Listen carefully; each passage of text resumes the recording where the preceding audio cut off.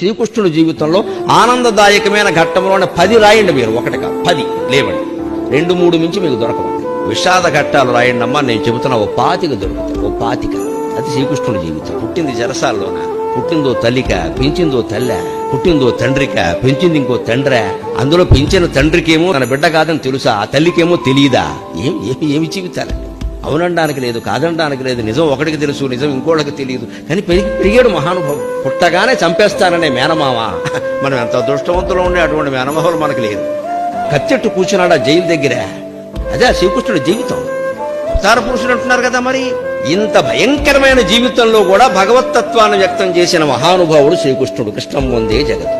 అవతార పురుషులు అనగానే రామకృష్ణుడు అనగానే వాళ్ళకి ఏం ఆపదలు లేవనుకోకండి అమ్మా. రామకృష్ణుడి దగ్గర నుంచి రామకృష్ణ పరమహంస వరకు అందరూ ఆపదలు పడ్డవాళ్లే, కష్టాలు ఎదుర్కొన్నారు. ఆ కష్టాల్లో ఆపదల్లో ఎలా ఉండాలో వాళ్ళు చెప్పారు మనకి. అది నేర్చుకోవాలి.